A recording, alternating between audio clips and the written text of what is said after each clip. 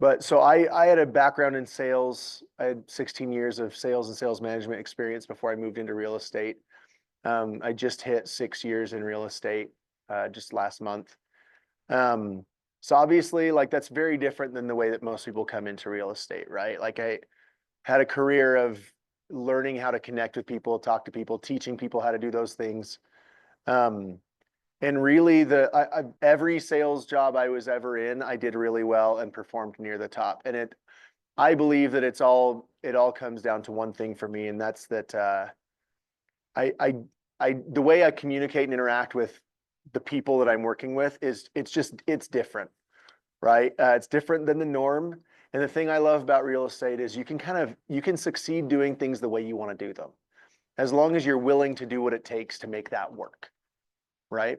So I've owned a team. Right now, I've only got one agent on my team. So I own a team called Wow House. I've only got one agent now, but we had 7 at the max.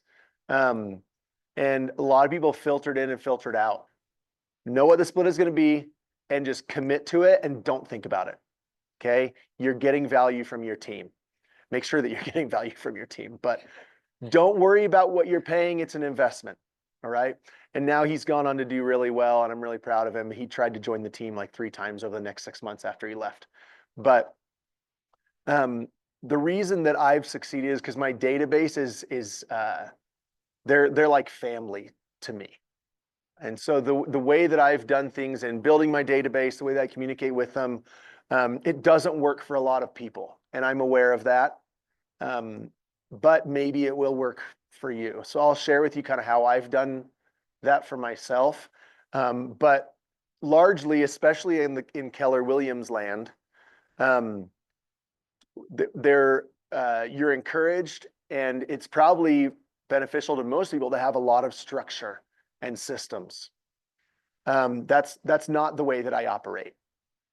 I putting together a system, laying out like a game plan, just is not something I want to do. That's not where I want to spend my mental energy. I sort of thrive and succeed flying by the seat of my pants, and that's not productive for a lot of people, and that's okay. But a lot of the things that I've done with my database and kind of bringing them in close to me, I think can really work for a lot of people. So I'll just kind of like dive in here. Have all of you guys or any of you guys, have you done what we would term like building out your database yet? Okay, how many do you have in your database?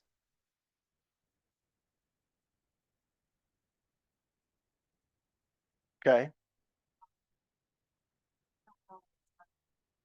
Okay. Okay. How about you? But lots of them, I got to know the students, so lots have moved away. Okay. So, I mean, not that always matters, but Yeah. Okay. And then, I mean, are you able to keep a lot of your existing database?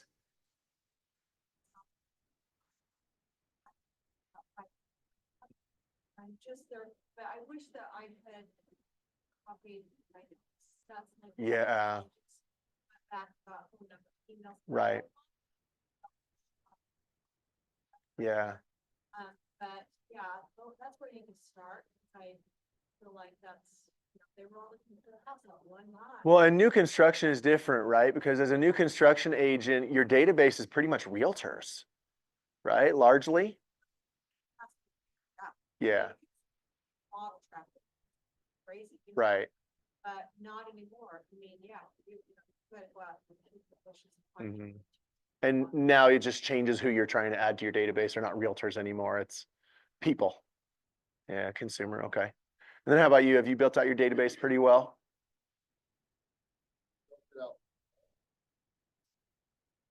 Okay.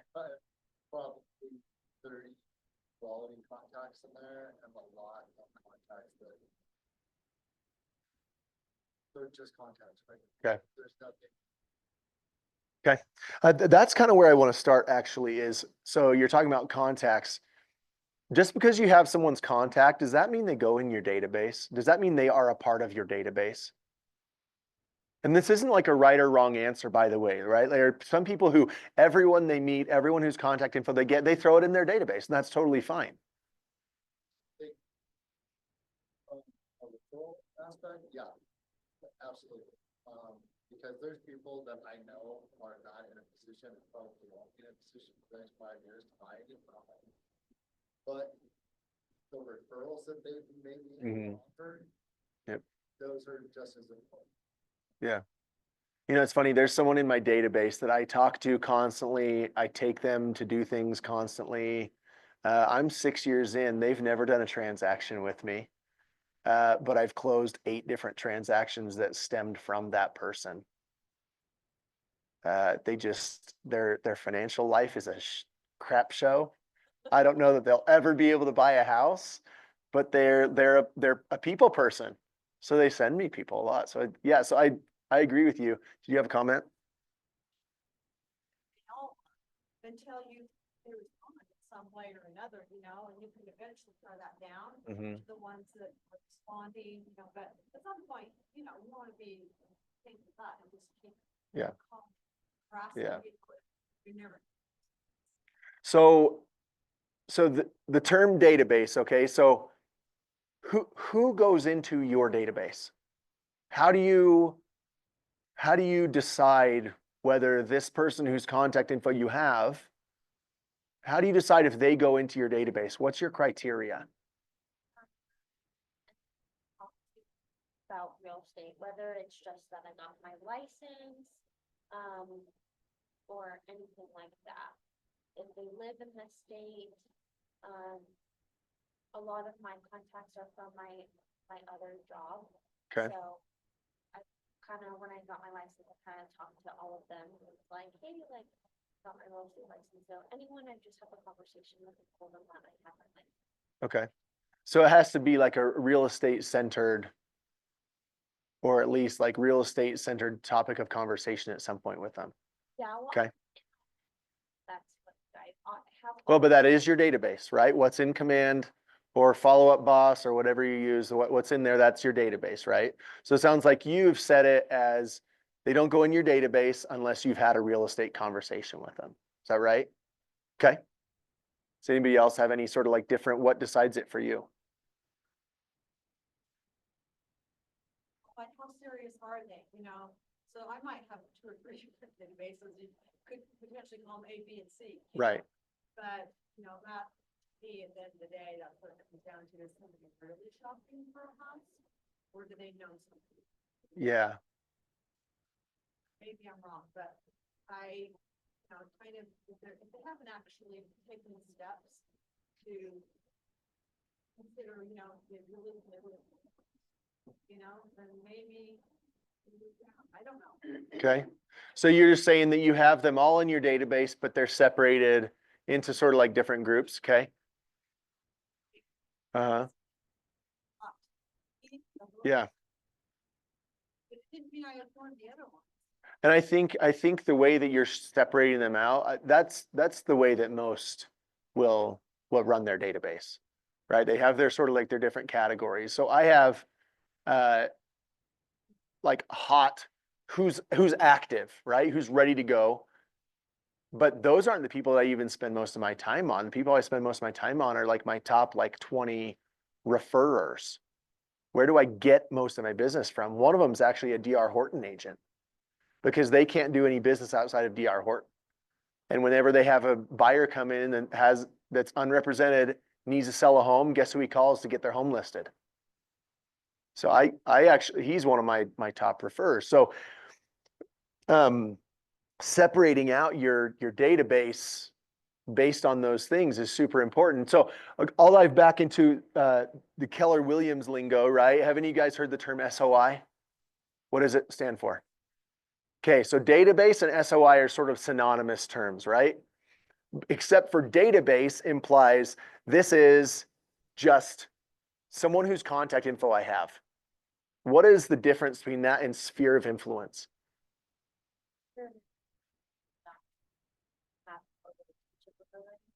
Whether it's friends, the family. Okay. So I'll tell you, to me, how well I know them has really nothing to do with it. It's, do I have influence over them? Is this someone that would look to me or take advice from me? Because that's what it is, right? I have people that I've known my entire life that they're not in my SOI because I don't have influence over them. They're not someone that looks to me or would turn to me in, you know, a need, real estate or otherwise. So that's what I've found is tricky about starting to build out your database, starting to build out your SOI. A lot of people just throw everyone they know. My parents are not in my SOI. For whatever reason, I don't know if it's that they don't take seriously that I do what I do, but I'm really good at what I do. But I've gotten zero business from my parents in 6 years. I've gotten one referral from a family member on my side of the family, sibling-wise, one referral from a sibling. My wife's family, I've gotten like 15 transactions from her siblings and their spouses. I'm a loudmouth.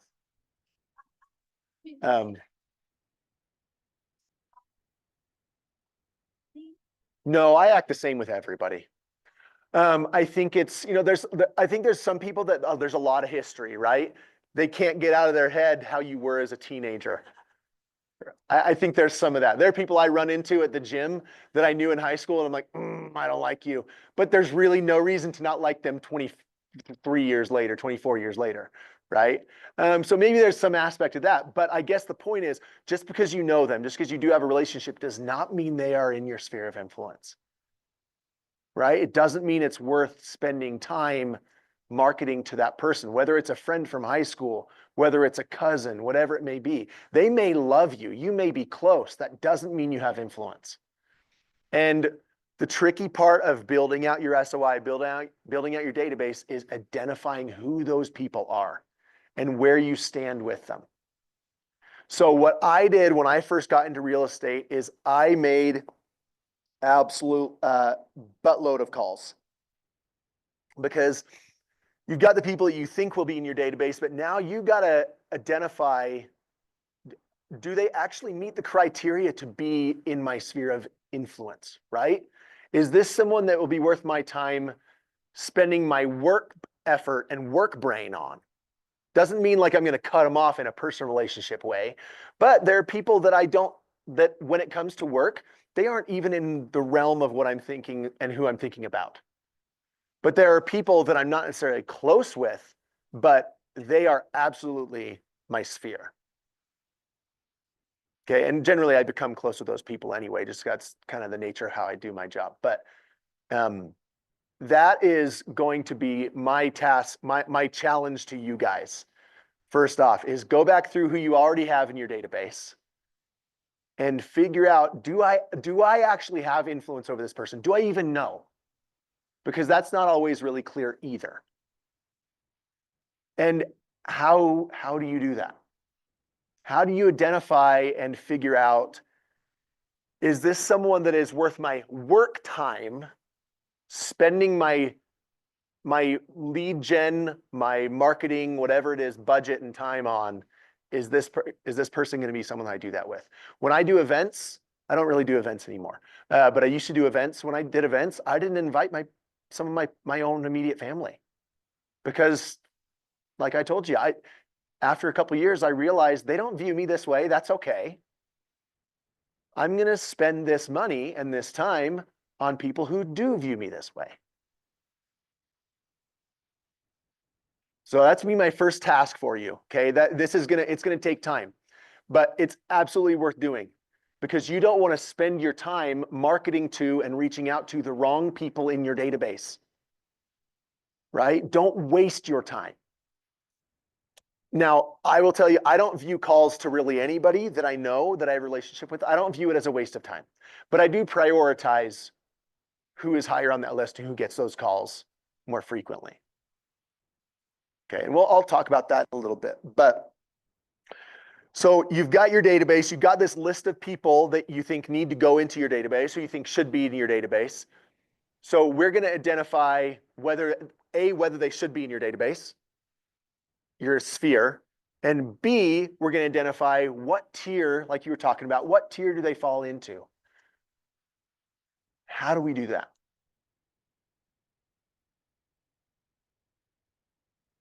What's that? Tags. Okay. Well, but how do you know, how do you decide if they're worth keeping in your sphere in terms of command and everything? And how do you decide what level or tier that they're at?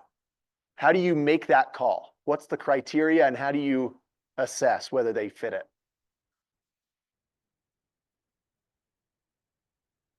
Know where they are, where they're Yep. headed, you know, what's going on in their personal life, you know, with their employment, you know, you have to act like you really care about them, find out what's going on.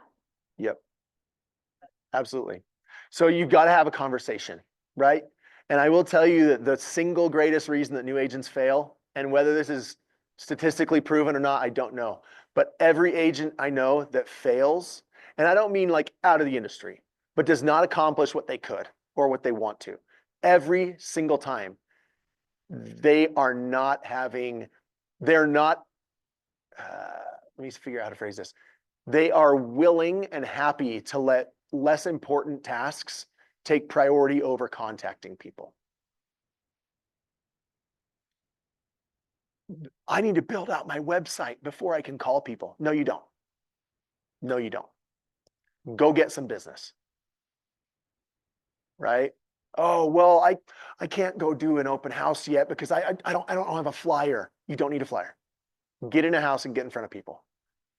Right? Pick up the phone. And especially for like, how old are you? Okay, 25. You had to think for a second.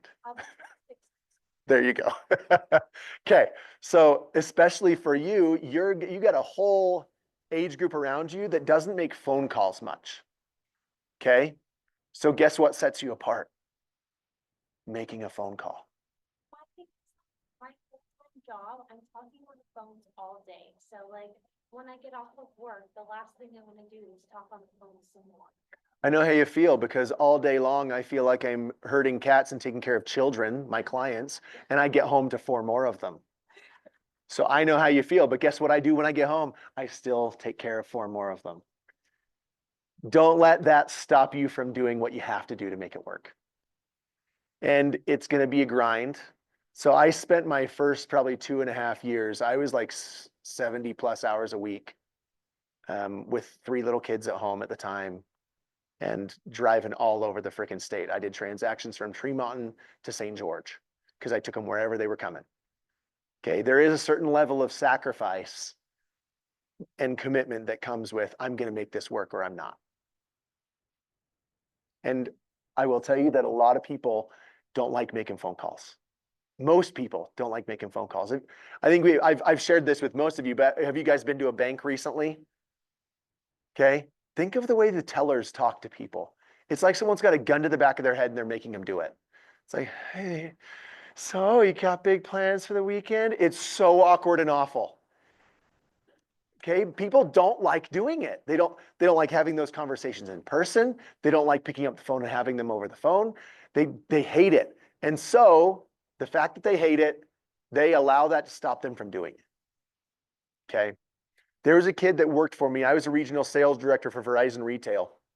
And there's a kid that came to work for me. And in the interview, he was so awkward and uncomfortable. And this is like retail. You're dealing with people coming into the store, right? And you got to sell them. You got to upsell them, get them to get more stuff. And obviously you do it by figuring out what they could benefit from. You're not just trying to pile crap on. But he came in and in the interview, at the end of it, I wasn't going to hire him.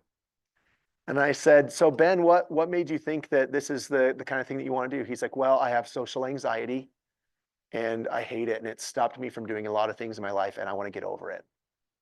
People don't think that way. People don't say, I suck at this and it's hurting my life. I'm going to go head on and do it. And within a year, he was our top performing agent in the mountain region, top performing salesperson in the mountain region, making like $60 an hour. He was awesome. And then since then he left and he like runs the sales for a logistics company. He's making like $250,000 a year doing that. And I've sold 2 homes for, helped him buy and sell 2 homes now. And he calls me like every 3 or 4 months. He's the one that calls me instead of me calling him. But he calls me every 3 or 4 months. He's like, man, I'm so glad you hired me. My life is so different. Okay. But the reason is he took this thing that he hated doing that was uncomfortable and awkward. And he's like, I got to get over it. I'm going to do it. And it's the same in real estate. Okay. You've got to do it. I don't like making calls. I make calls all day long, whatever it may be.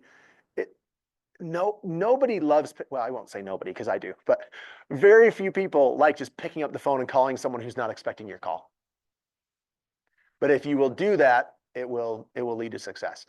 The first way it leads to success is it helps you identify, where do I stand with that person, right? Now, what's the agenda for this call? Let's figure out what we're going to say when you call, because now this isn't a sales call. I'm not asking for business. I'm trying to figure out if they need to go in my sphere, right? That's what I'm calling for. So how does this call go, and how do you decide if they go in your sphere? If you were just guessing, what do you think you would say, ask, whatever?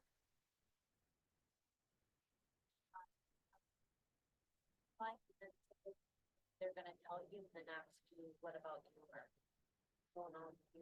Okay, most people are not so self-absorbed that they won't ask about you. They will, right? They'll ask, well, what's new with you? And then the way that I identify kind of what level of influence, how seriously are they taking what I'm doing now? How much do they care? Is I give them like 1-word answers when they ask me questions, because I want to see if they really want to know. Okay, does this make sense? So they'll say, man, what's new with you? Be like, oh, it's, just kind of the same old. I mean, I got my real estate license a little bit ago, and so that's fun, something new. And then I'm done. So it's not literally a 1-word answer, but like it's a short, brief answer. I'm not trying to shoehorn real estate into the conversation. Because if they are interested, if they look to you as someone they trust or would trust, what will the next question be? It'll be a real estate related question, right? Again, there are people that I'm not close to that I talk to, and guess what they ask me about all the time? Real estate. Man, what are you seeing? What do you think? So do you guys know who Ben Criddle is? You ever heard that name? He's an ESPN radio host. He has a ESPN radio show. He played football at BYU. He owns an orthopedics company and a clothing brand. BYU fans know him well, but he's a good dude. We've been friends since we were in college, but didn't stay in close contact. But the minute that I got my real estate license and he saw, every now and again, he would just be like, hey, what do you think is going to happen here and here and here?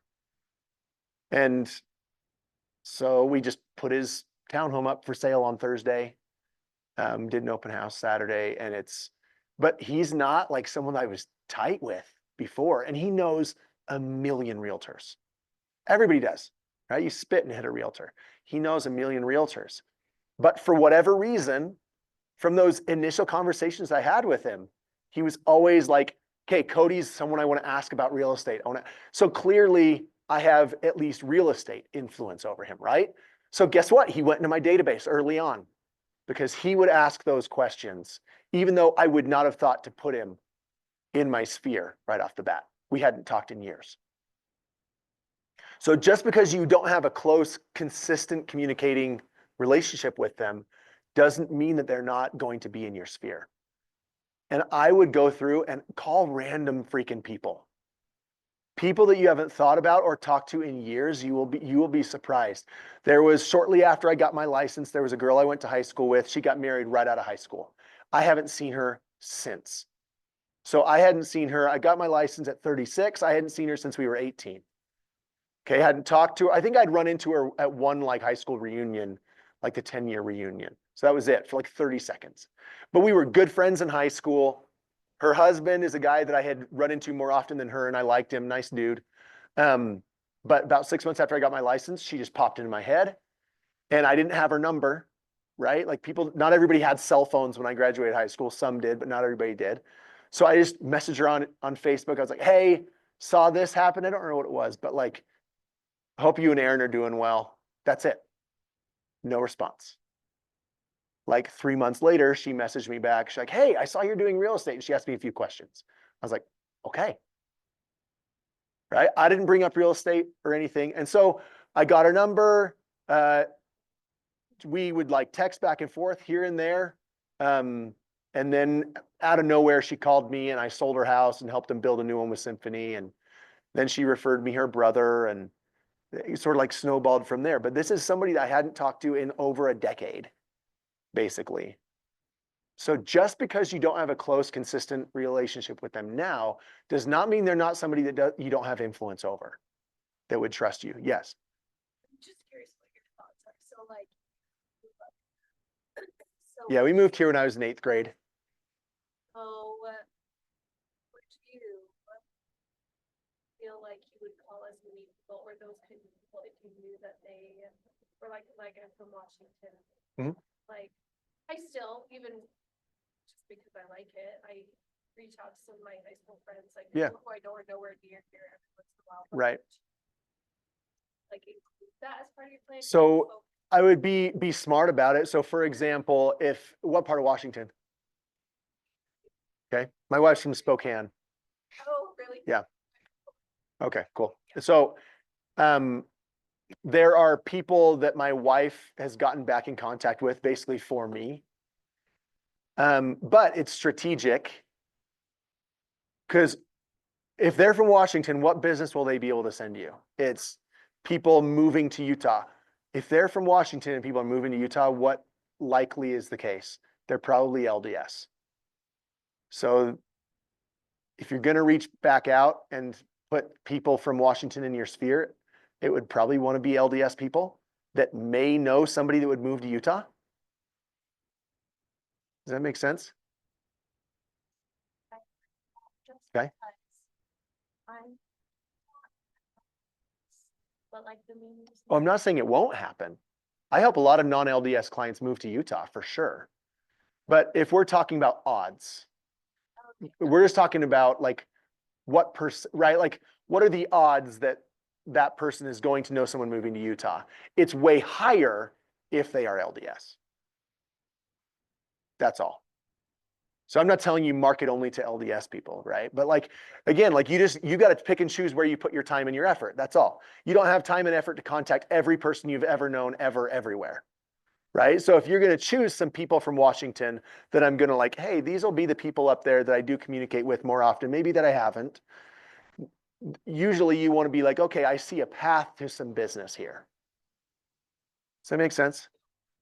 And it doesn't mean that every conversation you have with them, you're going to be trying to pull business out of them. That's not the way that I operate. So I'll tell you, I don't ask for referrals. You know, that's not the way that you're taught to do things. All right. We're taught to ask for referrals all the time. I don't ask for referrals like ever. But I spend time with my sphere.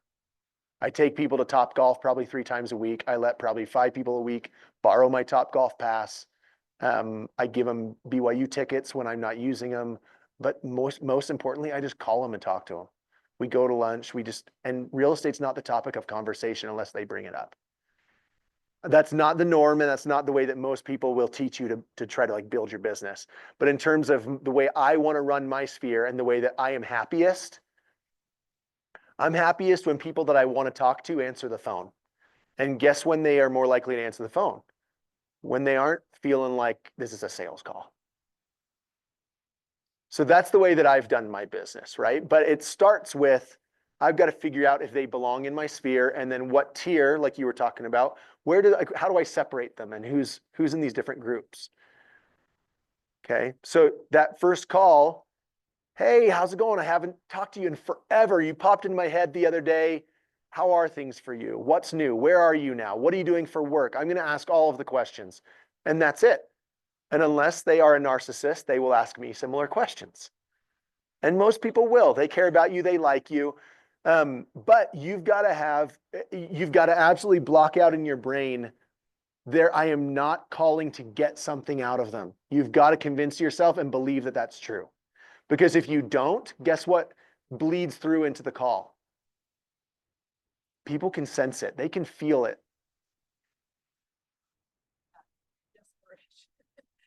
Agreed. And I think that when there is an ulterior motive, people sense it, right? So I had an agent on my team. He's the only one actually still on my team. Good guy. He worked with me for years back at Verizon. He's been in sales forever, and he does really well in sales in general. He's not succeeded in real estate to the level that he wanted to. He ended up going out and getting another full-time job. And I was okay running my team, letting them do their business how they wanted to, right? This isn't a like one size fits all. Everybody does their business different. That's okay. But when the way you're not doing it isn't working, you need to do things like you need to try it the way I'm telling you to try it. And so things weren't going the way he wanted. So I'm like, hey, you need to call people you know. It's so awkward. Why is it awkward? Because they see through it. It's like, that's because you're giving them something to see through. There's nothing to see through if there's nothing to see through. Right? They may think when you first call, what's she calling for? There's going to be an ask here. There's some reason. And when you get off that call and there was no reason, guess what's more likely to happen in the future? They're going to answer again. They might text you this time.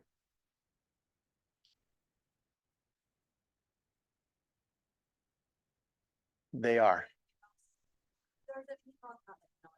MLM, yeah.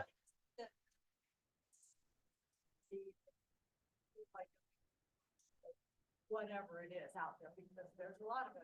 So you could shock somebody to do it very well. You guys, we've earned the reputation we have. Like realtors have earned it, right? There's a reason that people think you only want to talk to them because you want their business. It's because that's been the case and still largely is the case, right? So if you're going to be different and be successful, or I guess if you're going to be successful, you have to be different than the other realtors that they know somehow. You got to provide something that they're not getting from the other realtors that they know. And what is that? You haven't done any transactions yet.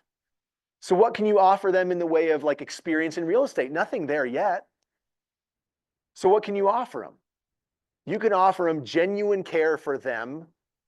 This is, we're going to get into like lead gen in a minute. I don't make lead gen. I don't do lead gen. I don't make lead calls.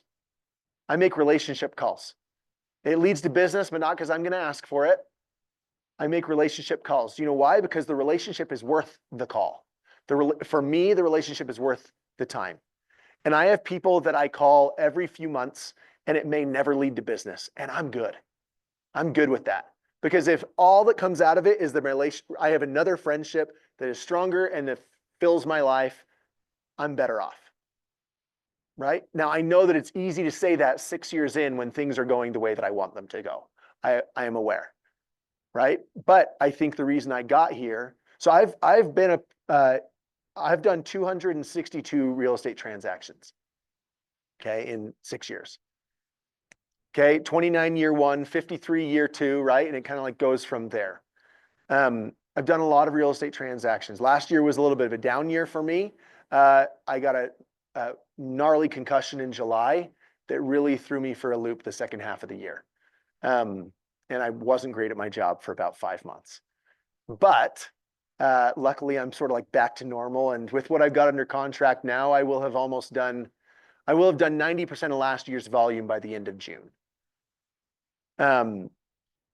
And it's easy to say this when I've gotten to that point. I know that. But I also believe the reason I've gotten to this point is because I've approached it this way from the beginning.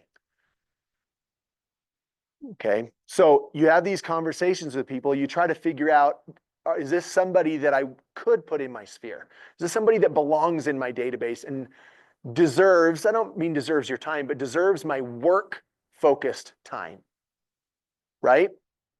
Because right now you need to think about that. As you get busier and busier, I don't really operate that way anymore. I don't think about like work time, personal relationship time. I'm in my car a lot because I love buyers still. I know that as you'll get busier, they want more listings. I don't like listings. I do them because people need help on either side. And they are less work time-wise and effort-wise in terms of I don't have to drive all over the place, right? But buyers are more exciting. They're more fun for me. Yeah.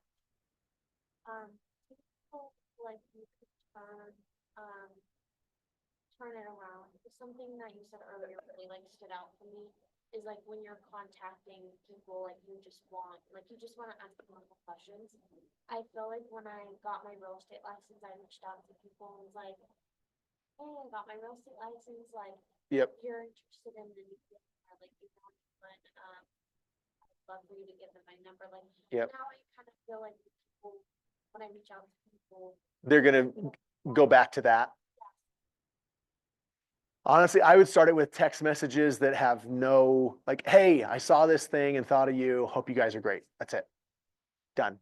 then if they ask, oh, how are you then? Do you say like mention real estate or do you? Not unless they ask about real estate specifically. Because again, you gotta remember, get on the other side of this phone call or this text. What do they think you're doing this for?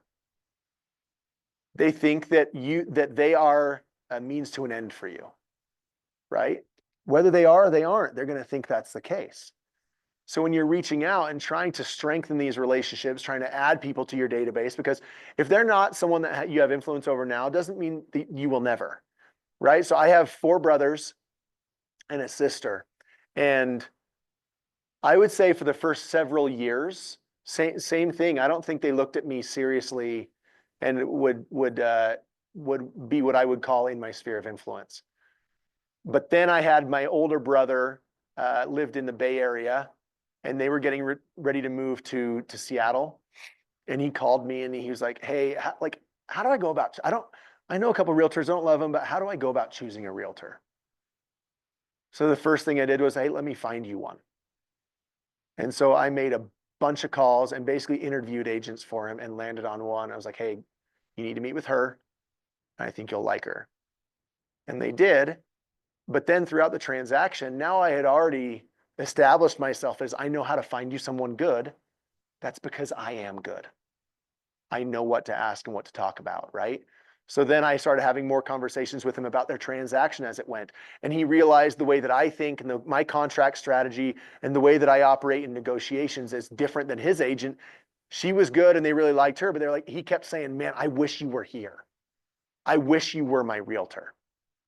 So then when they bought in Seattle, they identified the neighborhood they wanted. They're like, there's nothing for sale. And I was like, well, find a realtor and make them go knock doors. I do that for clients. And he's like, you do? Yeah, go knock. So that snowballed to where now when something real estate related comes up, he always thinks of me, right? I am his go-to, even though I'm not licensed in Washington or California, I'm still where he comes. And that snowballed into my sister used me to help them buy a house. And she actually ended up getting her license and coming and working for me for a year. And then my other brother, before he got divorced, they were going to buy a house and they were looking with me, got them under contract a couple different times on some homes. Those fell through. But so people that weren't in my sphere became part of my sphere. So it can absolutely turn around. But it doesn't happen by forcing it. At least I don't believe that it does. Because I think all you do is you alienate people a little bit when you keep trying to like shove something down their throat that they don't want or that they think they don't want. Okay, so you've identified whether they should be in your database, should be in your sphere, right? And then you sort of go through the process of where should they be in my sphere? So initially, early on, I put them in my sphere. I only had 2 categories early on. Either they are looking and ready to do something and I think they would use me, or I would get a shot, or they know a lot of people and are very social and could send me business. Those were the only ways I separated them at the beginning. Okay? Because at the beginning, you're worried about, I need transactions now, right? Yes, you're building for the future, you're building long term, but you need transactions now. Okay? So where I spent most of my effort early on was with people I knew wanted to make a move, whether they were looking or not, people I knew weren't happy in the situation they were in. Okay, whether they needed to downsize, they need more space, they want to be closer to work, closer to family, whatever it may be. Okay, so identify those people that you know aren't happy in the situation they're in, even if they're not actively looking to sell or buy. For me, that was one category. Then the other was, this person likes me. I think they would trust me if it came to real estate, but they know a lot of people. They have a big sphere, right? And there are some people that love, I think we all know these people. There are some people that love being the referrer. They love being like, oh, you need this, I've got a guy for that. Some people love that, right? Some people love being the solution to their friends' problems. And so they're like, oh, so we've got like a neighborhood Facebook message chat. And every day someone's like, hey, does anybody have someone for this? And there are a couple people in my neighborhood, they love being the one to solve that problem for them. Even though it doesn't do anything for them, right? They don't get a kickback. Like this guy that works in tech sales doesn't get a kickback because he sent a landscaper over, but they love solving those problems. Find those people. Okay, those people who you know love to say, oh, I've got someone for this. Oh, you should go here. Oh, we went to this new place to eat and it was great. Those are referring kind of people. They're always talking about the good things they come across, and they're trying to get you to go do the same good thing that they did. Those are the kind of people you want. There you go. But if you're that person, you probably know people that are like you though, right? Yeah. There's a reason you're in real estate. But yeah, those people will be so valuable to you. I told you, I have buddies, I have people who they'll never do business with me unless they really turn around their decision making on how they spend their money. But they send me lots of business because they are those kind of people. So early on, I found that was the most valuable, those are the two most valuable types of people to put in my database. Okay, because I wanted transactions quick. Now, like in full transparency, a lot of my transactions early on were leads that were paid for. I didn't pay for them. I think I've told some of you, I started my team with a guy named Kevin Moss. He'd been an agent for a long time. He had leads he was paying for and didn't have time to get to them. So I was like, hey, just give me your leads and I'll give you a 50% split. And then we decided we're going to build a team out, and then built the team out. And then he passed away 4 years ago, 3.5 years ago. But I even in the midst of, most of my I won't say most, probably half of my transactions early on were leads. But from the time I met and partnered with him and so that was August of 2019. By the end of 2020, I had closed 36 transactions.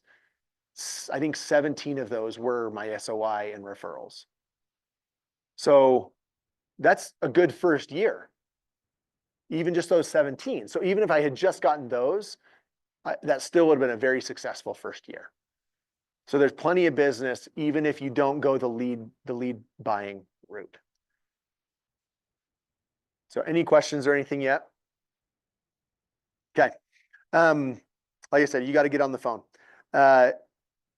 Here's what you need to do at that point. So we're talking about like work your database, right? Not just build your database, work your database. So how do you work your database? What does that even mean? So you've got these people, you've got them in your database, you've separated them out. Like when we're talking about working your database, what are you doing with your database? Okay. Yeah.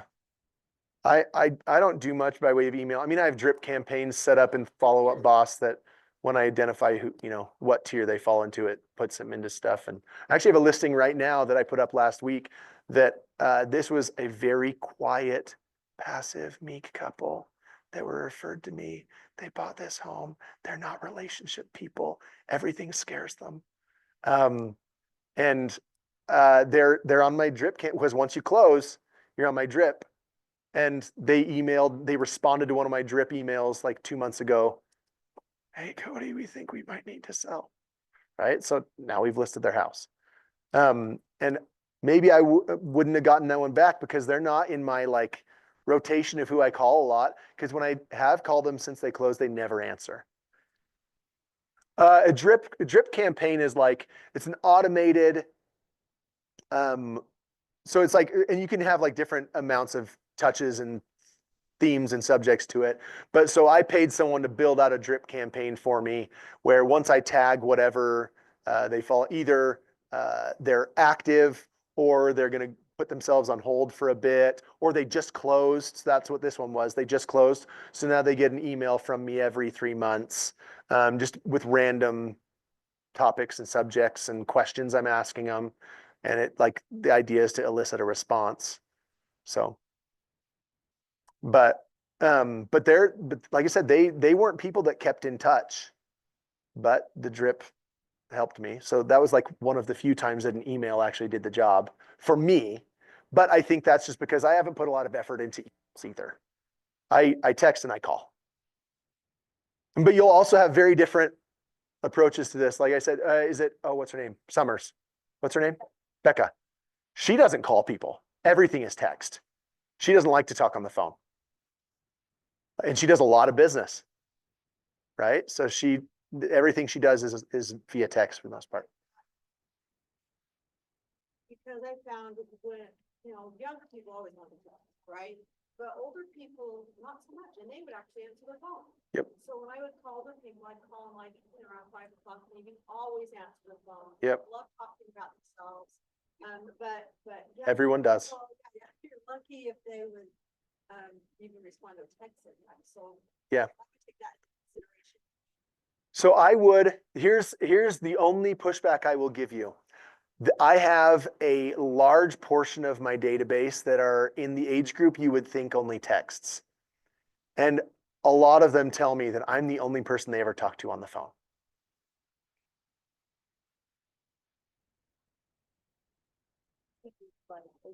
It's true. Yeah. I feel like if I were to call people around my age, they're like, "Are you dying? Are you okay?" But again, it's once you've set up like this is how this goes, it's not uncomfortable or awkward anymore because like, oh, Cody just calls every few months just to check in.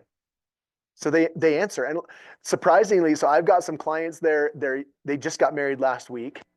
They're young. I think he's 23, she's 22. They do not talk on the phone, right? Like ever. But if I call either one of them and they don't answer, they will call me back now, not just text. They'll call me. But again, it's because like this is how our relationship is. We talk, right? So you can like people aren't necessarily like stuck in what you think, oh, they don't want this. Now, I do ask my clients, I ask them like, hey, how do you prefer I communicate with you? Call, text, email. No one says email. But call or text is basically what it falls into. And then I try to like abide by that to a certain degree, but I do tell them like, hey, there are going to be lots of times that like it's going to be way more helpful for us to have a quick call because we can talk through a lot of things in a really short amount of time. And like, then I don't have to clarify 3 times through text because maybe it wasn't as clear the first time I sent it. And so like once I've set that, now I've said, hey, we're going to need to talk on the phone sometimes. So throughout the transaction, we talk on the phone. So guess what happens after the transaction's done? I still call them every few months and we talk. So their relationship with me is very different than it is with most people. Going down this road, right? Okay, so you're calling people and you're following up, going to like working your database. Let's say that one of them talks about their account. And they tell you, and you're like, oh, tell me more. Like, what are you looking for? Where would you want to go? And they tell you, oh, can I send you some houses? How do you feel like I have a lot of people in that place? How do you get them to the next step? Like, do you keep asking them questions? Do you keep kind of poking them? Do you just well, so pause real quick. The first response to knowing that they're not happy in the situation they're in, the first response has got to be what? Empathy. You absolutely have to show concern because you should have concern, right? And I don't mean that like you're an awful person if you don't, but in order for the way that I'm teaching you to do this, the way that I do it, it doesn't work if you don't feel it. It doesn't. People see through it. I've had agents on my team that said the right things and it never worked. And one of their clients came and used me later and they straight up told me like, yeah, I just never felt like he cared. He always said he did. People feel it. So the first response to finding out that the situation they're in isn't working has got to be empathy. Right? Like, oh man, that sucks. I'm sorry. What, like, What is it about the neighborhood that isn't fitting for you? Well, there's this, and it'd be like, that sucks. Are you guys going to stick it out? Like, what's the plan? Right? Because once you start to have that conversation, if this is somebody that you've already identified as they're a sphere person, I do have some sort of pull with them, right? They would turn to me. They'll start to ask some questions. And if they don't, you can start to like offer up solutions that aren't centered around you getting business out of it. Like, oh man, like, so you aren't happy in that neighborhood, or you're too far from work. Are you thinking about getting closer? Man, you should look. And I say you, right? Because I'm not assuming anything yet. Be like, hey, so I have a client, we just closed, I had 4 homes closed last week. One of them was, they were living in Eagle Mountain. He worked downtown Salt Lake. That's like a 2-hour commute if at the wrong time of day sometimes, right? With traffic. So he had several months ago, this is probably like January, he had told me that he was just like hating it. And by the way, this is my brother-in-law's brother. So I told you, my wife's family, they send me business. My family doesn't, but my wife's family's awesome. He was telling me about how much his commute sucked. And I was like, dude, Ryan, like, have you thought about getting closer?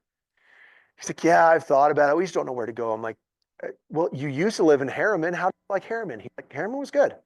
I'm like, how was like the commute to work? He's like, actually, it wasn't that bad. Especially I could take the tracks from right there in Harriman. It wasn't that bad.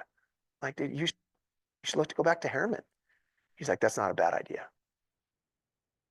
Right? I didn't say, let's go look at houses. Can I send it? Like, I'm providing what? I'm providing a solution. I'm providing help. Right? If I get nothing out of this, obviously I want the business and I hope I get the business, but if I get nothing out of this other than someone that I know and that I like is happier as a result, I'm still good. But I think that's why it works. For me, I think that's why it works. So the first response is empathy. Okay. Second response is, let's talk through some solutions, but I'm not bringing myself into this yet. Okay. And then depending on how they respond to that. So his response was, that's not a bad idea. Do you know what things are going for out there? I was like, yeah, I'll send you some stuff. I mean, where would we want to keep it? And now I'm saying we. Right? Now I'm saying we. Where would we want to keep it budget-wise? We probably want to be under 530. Okay. So we're probably not looking single family then, right? Unless it's like an older home. He's like, yeah, we're okay with some fixer-uppers maybe. Okay, well, what I'll do, here's what I'll do. I'll send you a couple different lists, okay? I'll send you some townhomes and I'll send you some single family. Just let me know if something's interesting. That's it. Right? So I sent him some stuff for about 3 weeks and then he's like, all right, let's do it. Let's go start looking. You kind of call for it, like you ask, you send them the stuff, but you don't sit there like. I follow up with them. Well, if you do it, so maybe you didn't know this. In the MLS, if you send them a connect request, which we talked through last time, do you remember this? So you send them a connect request, and if they accept it, and by the way, you want to pitch that to them. Is that something that they will want to do, right? Get them off Zillow, get them off Realtor.com, get them off Trulia, get them off all of these sites. Why? We talked about this. Do you remember? Why do you want them off those sites? Okay, guess where I bought leads from? Those sites. So they're going to get calls from those agents. They don't realize who it is that's calling them. They think they work for Realtor. They think they work for Zillow, whatever it may be. They might think it's the listing agent. They want to go see that house. They might think they're talking to the listing agent. They go and see that house. They like that person, find out they're not the listing agent. Doesn't matter. We like them and they're a Realtor. Okay. You don't want to lose business that way. So send them a connect request in the MLS. Then what happens is when you share property lists with them, you can see if they've opened it and viewed it. So I don't have to ask them if they've looked. Okay, I can see when they favorite homes. And I tell them before I send it to them that I'm going to be able to see that. I pitch it to them as this is a benefit, right? What's the benefit to someone that isn't necessarily 100% locked in on using me? Maybe they like Zillow. What's the benefit to them of me being able to see the homes they favorite? What's the way I can pitch this in a way that this is good? An idea of what they like, so you don't cater future houses. Okay. Said it last class where what they tell you they might like, but they're looking at different properties that are nothing like that. So then you Yep. can kind of gauge what they're actually looking at. Sometimes people's heads and their hearts don't align. And there's a lot of frustration for them. There's a lot of frustration from them to you. The longer that this goes and they're not finding solutions they're happy with home-wise. Okay, they get frustrated with you. Ah, man, he's not taking me any homes I like. Well, that's because I'm sending you homes based on the criteria you gave me. But the ones you're favoriting aren't anything like the criteria you gave me. So I tell my clients all the time, I'm upfront with them. I say, hey, I want you to do this because when you favorite homes, it shares that with me. And let me tell you why you need that. You may not realize that the homes you're liking aren't the ones that fit the criteria that you think you want. And that's really frustrating. To not be seeing homes in person that I'm sending you that are the kinds of things that you're liking. So I want to work through that as fast as we can because I don't want you to be frustrated, right? I'm doing you a service, okay? So that's the way that they tell me they're unhappy. That's the way I would work through that. But again, the whole point of this is I'm going to strengthen this relationship with them. Okay, I'm going to become the only person they ever want to talk to about real estate. Why? Because I'm not going to tell them, oh yeah, you should move. Do you know how often I talk to people that tell me they're thinking about selling and I'm like, please don't sell your house. Realtors don't say that, do they? Okay, so what does that do for a client, for someone in my database when they mention that and I say, don't sell your house? What does that do for me? About what's happening to them and you're not in it just for the business. Credibility and trust skyrockets, right? So I have a buddy, I've sold 2 homes for him. Both were investment properties. And he called me, this is 3 weeks ago. He called me and says, hey, my cousin, his cousin is his business partner. They have like 16 rentals. Like, hey, my cousin asked me to have you run comps on this home in Orem that we've got. Will you just kind of let me know where it lands? We're thinking about selling it. Like, yeah, sure, of course. I run comps. I call him. It's like, hey, before I tell you any of this, can I ask why? It's like, well, he thinks he wants to 1031 it into some bigger stuff. I'm like, okay, so then let's look at bigger stuff. Don't sell this house. What's your payment? He tells me. What's your balance? He tells me. I'm like, Jeremy, you're an idiot. Please don't sell this house. They're cash flowing like $1,800 a month on like one little crappy house in Orem that they bought 12 years ago. Right? They'd be stupid. Okay, let's go look for a bigger investment property, but dude, don't give this up. Right? So again, I'm not getting that transaction now.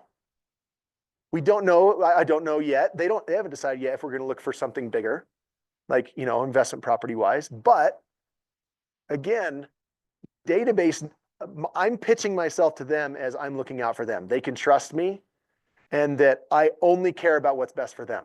So I need to act like it. Okay. So the way that I do this is, again, we're going to kind of move into lead gen now. I told you I don't do traditional lead gen. Yes. Yeah, go for it. Talked about setting up a connect request with the MLS. Mhm. How is that more beneficial than, because I was told, like. AW site. A couple listings, and I actually got the URL out of my site and set it as a hyperlink, and that way it's starting to link to my site and I can kind of monitor it to my site. So how is that better or different? Plug your ears, Cameron. I have never used my KW site. It's the same thing. So So You it's just just have a- using a different platform. Yeah, the positive with the KW is that if you wanted to add blogs or landing pages or any other pages, they're all still on the same site. You can't do that on the MLS. But the MLS might be cleaner and easier to use, and people might like it more, they might like it less, so. But on my site, I'm still seeing what they favorited, what they Yep. don't like. You get all of the same info. So no difference, maybe. So it's just the way that I'm sort of a minimalist. I paid someone to build me a site that I haven't gotten on in forever, and I don't even know what's on there anymore. I want to spend my time doing what I want to do. And luckily I'm busy enough to be able to do that. So the MLS that's where I'm looking anyway, right? I'm getting on the MLS. So and now it's kind of cool. If you go on the MLS, like it says clients up at the top, right? Or client manager, whatever it says, I can't remember. But there's a little red button there because I have new favorites. I have clients who favorited stuff. So I can just click on that and see it all. I'm already in the MLS anyway. That's where I have to search and list and edit and everything anyway.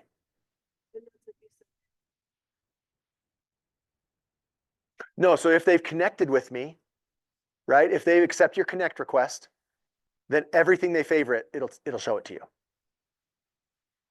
And they can see the full MLS listing, or does it just give them like a client report? The client report, the client full report, yeah. Yeah. But so for example, it's gotten really streamlined and easy now for me. I educate my clients on how to use the MLS to make their life easier. Because then what they'll do, so for example, I've got 2 showings tonight. Client texted me yesterday, hey, we added a couple favorites. Can we go see them tomorrow night? That's it.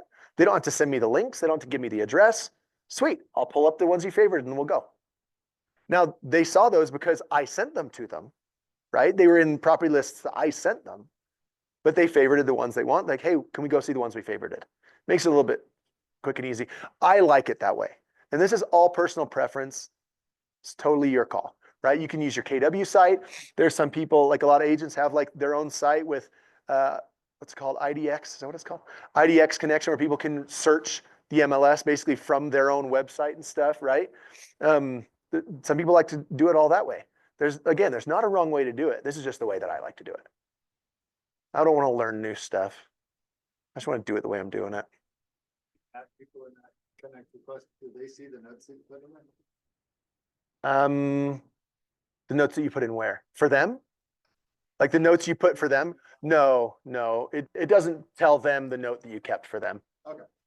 Yeah. So the one big positive about the MLS that I like more than KW's website is when you send them properties, you can dial it in a lot more on what gets sent out. Yeah. Just Like the save search on KW command, it is pretty generic. Like how many bedrooms, what's kind of the area, do you want a mother-in-law or not? Like those are the kind of things.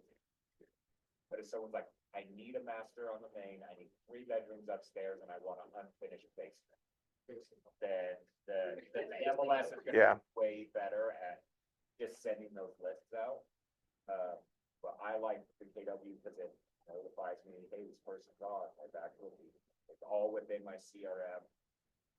So there's pros and cons to both of them. To also though, Cameron's coming from a background of being on a team for how many years, where like the system was, this is how it was, right? Like this is the way the system was built, right? Like I have none of that, right? So he's going to see value and have experience with a lot of those things that I've never really done. If I want to have systems like that, I'd have to build it out. I don't want to do that. I want to put all the mental energy into that. I'd rather snowboard or go to BYU football games or something. I can Anyway. do that too. It's true now. Now. Yeah, now, because you built it years ago. I built it. Yeah. I just brought it forward. Yeah. But yeah. So again, so there's not a wrong way to do it. Just find the way that you like it and just make sure that you're getting out of it these things, right? So, okay, so lead gen.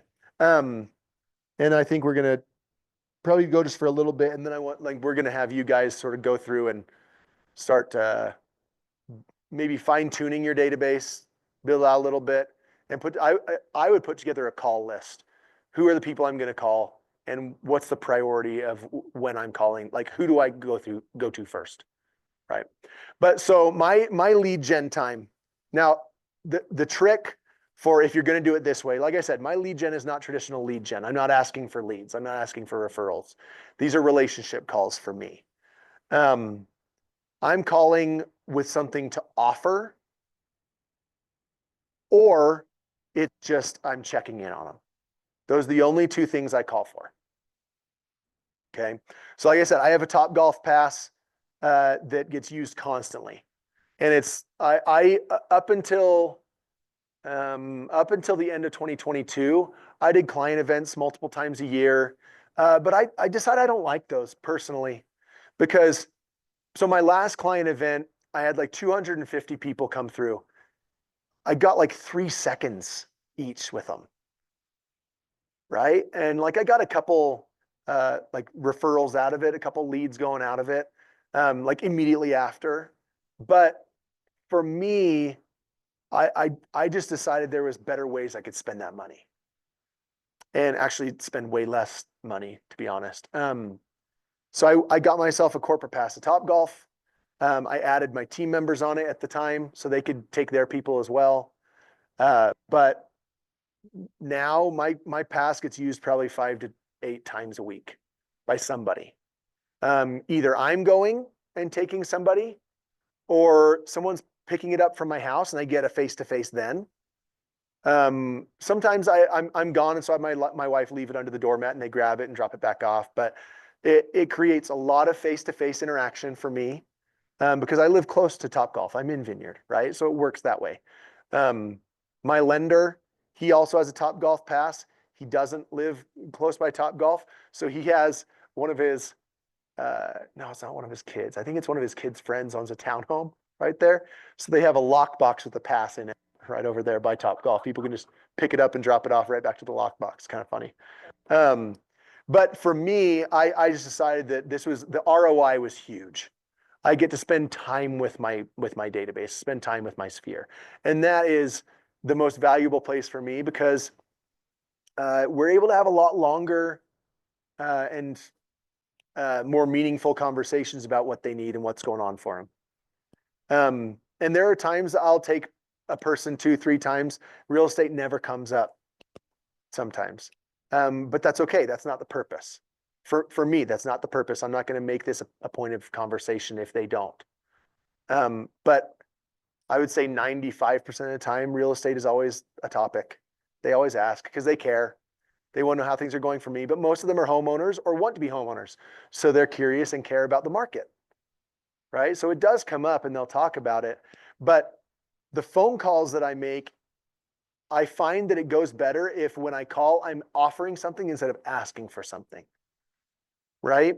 So whether it's this thing that's coming up that you've heard about. So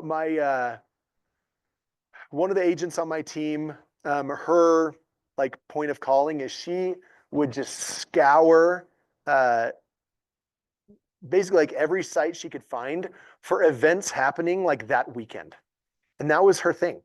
When she called people, she would say, the people like just got to know that she's calling to tell me about what's up this weekend.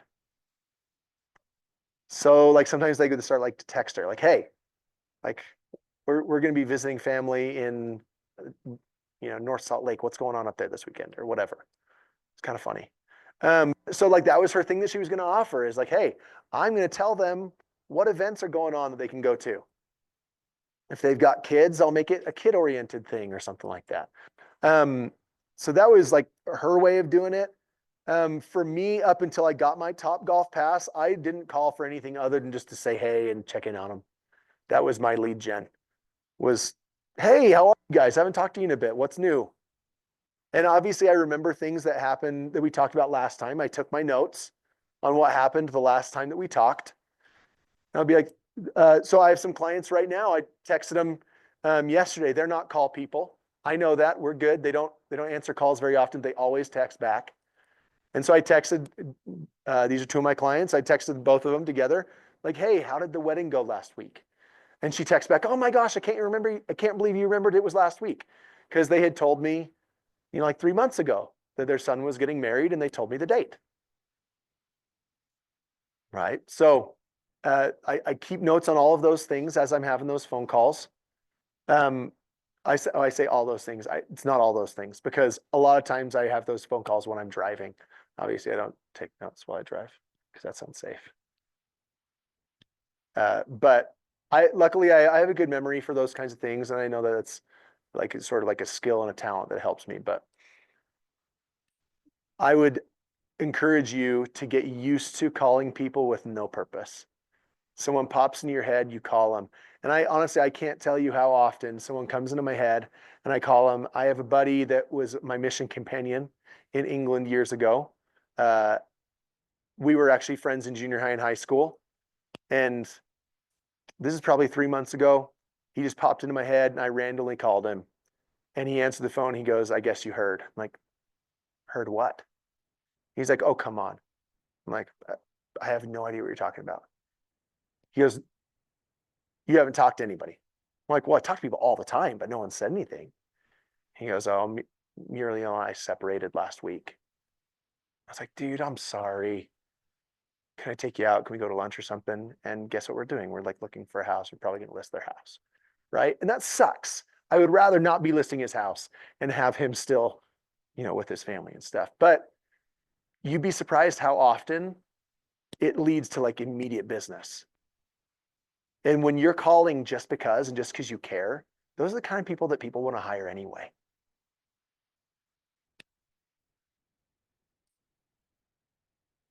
That's all I've got, by the way. That's the end of my lead gen. Yeah. So I'm a pretty open book. Like I said, I'm a little bit unconventional as to how the KW like model goes. I still really like KW, but like I don't necessarily follow the model of how like what's it called? Millionaire MRE, millionaire real estate agent. MREA, that's what it is. What's that? Yeah. Yep. And the way that you want to do it, you can make it work, but you've got to figure out how to make it work. Right? I knew I didn't want to do things that I saw a lot of other people doing, so I had to find a way to make it work that wasn't that. Well, Cody, you have a different system, if we can even call it that. Yeah. Than most agents, but you're still doing the same activities of all the top agents. My system is that I'm calling constantly. That's the system. Is if I have downtime until I get home, right? But until I am home and done for the day, I'm on the phone. Unless I'm actively doing something for another client. So, I mean, that is my system, is that like from the moment I leave the house in the morning until the moment I get home, I'm calling somebody or unless I'm doing something for a current client at the time. So yeah, you're right. Like it is a system. It's just not, I don't have it regimented like some people do where they're like from 9 to noon every day, that's my lead gen, right? Like I don't do it that way. My lead gen never ends. I'm doing it all day long because I don't view it as lead gen. It's just relationship calls, right? When I think if you were to tell Gary Keller how you run things, he would love it. Because he even has like all these different quotes, like we're not in the real estate business, we're in the relationship business. Yeah. Things like that. So like you are running Gary Keller's game plan. I think the only thing he would coach you on is to be more systematic about how you reach out to some of these people. About who I'm reaching out to and when. I Yep. have these people that are easy to call, and those are the people that I default to. And I have these people that are not easy to call, and those are the people that I don't call. Right. And so I need to figure out a way in my life, how do I reach out to those people? Because those are the people that probably give me business. I get more business from people that I don't have a great relationship with than the people that I do. Yeah. And I think you guys can probably tell, I don't really have that awkward gene. It doesn't exist. Sometimes that drives the people around me nuts, I know. But like, there's no one that really is uncomfortable for me to call. So I just call. Yeah, I'm over here laughing like throughout the whole time. I'm just laughing because I'm like, okay, I need to push myself out of the comfort zone to call people. But then like every time to make a call, I just think about me trying to call You someone clam up, don't you?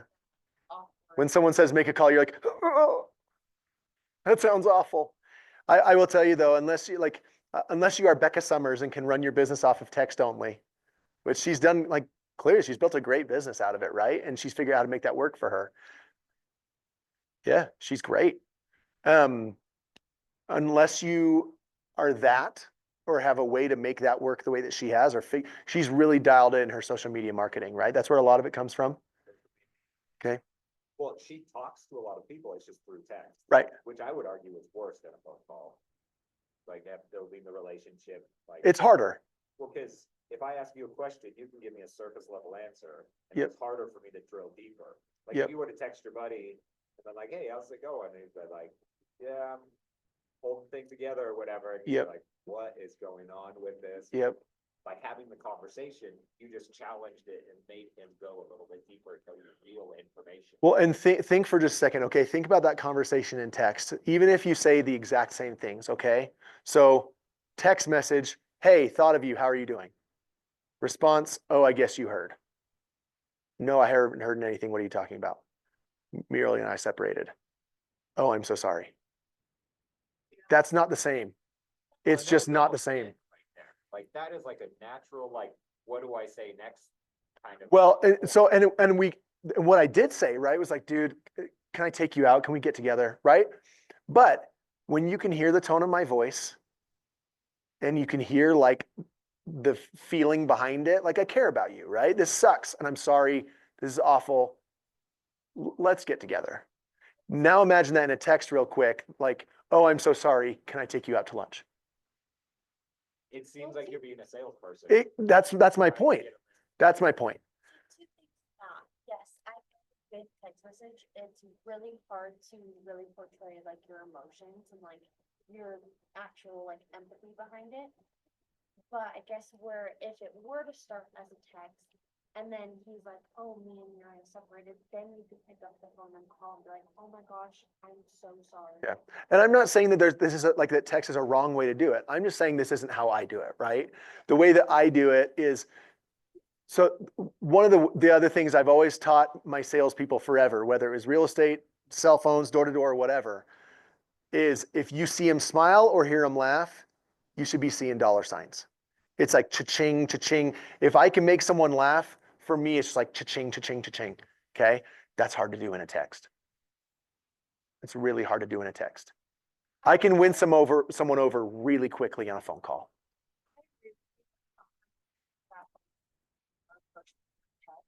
It's just, like I said, for me, like, if I feel like I were to pick up the phone and call someone, like, if they answer, I'm gonna feel like, oh my gosh, like, I'm just gonna clam up, and I feel like I'm gonna beat them up. So you've got to practice. Okay? You've got to practice. My wife hates riding in the car with me alone because she knows I'm gonna be like, okay, I need you to walk through this conversation with me. We're trying to get this. Here's the situation. We're trying to get the seller to give us this. If you're the agent on the other side and I call and I tell you this, what's your response? And she hates it because I do this with her constantly. I need them to do this. If I ask for this, how would you respond? Okay, so that would be how you respond. So then I need to adjust how I ask then, right? She hates it. I am constantly doing that. So I haven't just gotten good at the phone call and like negotiating. I've told you guys, I think I negotiate some awesome stuff for my clients. It's not by accident. This isn't just like, I am working through every conversation I'm going to have before I have it all the time. Okay, I'm going to make this call. We're trying to get this. How do I get to there? I want this. If I asked for this, or if they asked me for this, here would be my response. So if I would respond like that, how would they respond to that, right? Like I try to like reverse engineer the conversation. I want to get there. It's like when you're a kid and you take the maze and you'd cheat and you'd start at the middle and you'd go back out. That's what I'm trying to do before I make the call. Okay. So, and then this isn't like clients necessarily, because I'm not trying to necessarily get anything out of my clients, but I practice this all the time. Okay. So this isn't just like the personality side of it and this not being awkward. Yeah, that comes naturally. But in terms of making those phone calls effective, that's a lot of effort and practice. And I taught a class to like 40 agents a couple years ago.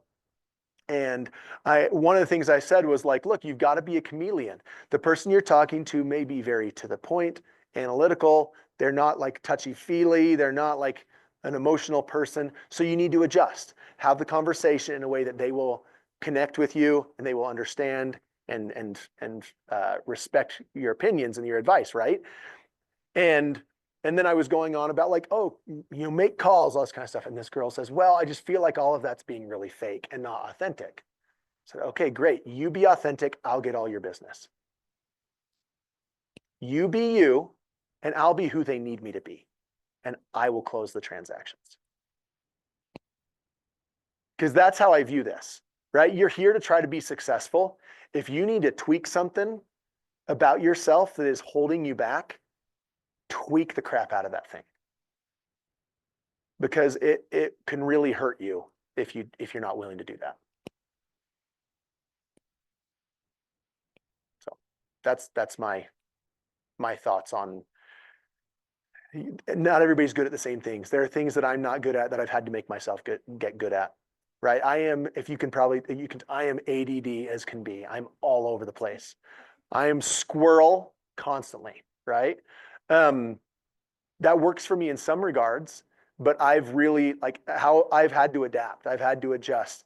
And now my calendar is blocked out like every minute of the day practically, because I have got to stick to, I've got 30 minutes and this thing has to happen. If it doesn't happen, I'm going to be in deep crap.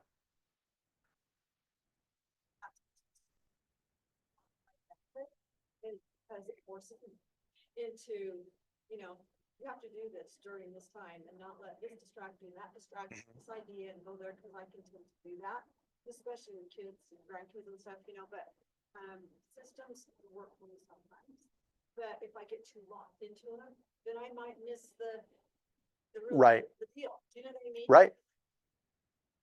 Yeah. And that's why, like, I think I really like working with buyers. I like driving around and going to show homes and stuff, not because I like the time that it takes, but it forces me into a situation where I can't be doing anything as I drive. So that's when I make a call. I am like, it's just uninterrupted. I am not focused on anything else.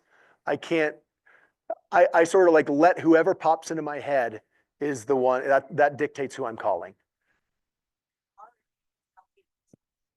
People don't want to ride with me. I don't think. And I don't mean me specifically. I don't think people want to.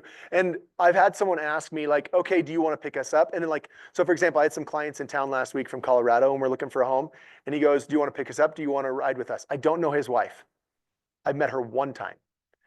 And I said, no, Deanna needs space away from me to tell you what she hated about the house. And he starts laughing. He goes, she totally does. Because they need that time alone, right? Now, if it's just one person, I'll offer. Almost never do people take me up on it. But again, like I live by my calendar. Every showing, it's in my calendar. It is sent to my clients with the address attached. If it's got a CBS code, the CBS code is in the details of the calendar event. Like so I have CBS codes on all my lock boxes because as of so the average Supra, you could go to any home, whether you have an approved showing or not, and open up the Supra and get the key and go in the house, right? Okay. My clients, as time has gone by, I'm having more and more clients that makes them uncomfortable, that someone, just anyone who has Supra access can open their house anytime they feel like it. So a CBS code, it stands for call before showing, but you can add a CBS code to any Supra lockbox. And then the way that works is once I've approved their showing request, it automatically sends them the CBS code. So now my clients know the only people that can get into your house are people who have an approved showing. Yeah, I'm writing it down. Not gonna go with it. And honestly, showing homes that have CBS codes is so annoying, but I don't care. My clients, it makes them feel a lot safer. Yeah, because technically any appraiser, any home inspector, any tradesperson who's gone and done the code of ethics and got Supra access, every realtor, like everyone can get into their house if they feel like it. So I use CBS codes. Yeah. And a lot of people think it and feel it and won't say anything. There's like, this is just what it is. Like, no, I've set up codes on mine so you don't need to worry. They're like, oh, thank you. What's that? No, you set it up through the Supra. So once you buy your Supra, you program them, right? You have to program it with the shackle code to open it up. You program, all that kind of stuff. You can program in there the times of day that it can't be opened by anyone for any reason. Set that up, how much, for, what time or?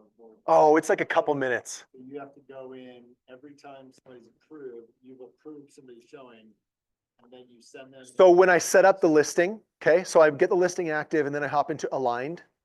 And that's where I set up the listing like setup. And I've got in there that once it's approved, this is the message it sends them. And that message has the CBS code. So all I do is I approve it on my phone. It sends it to them on its own. Literally like a couple minutes. per listing. per home. Yeah. It's not like Mhm. per shelf. No, it's just one time. Yep. Okay. Like That's what- Supra and you like obtain the key and you just put in your passcode. So it's an extra step. It's an where extra like, code. say it- So you'll put in your PIN and then it'll act like it's going to open it and then it'll stop and go, and then it asks for the CBS code. So then you just punch in the CBS code.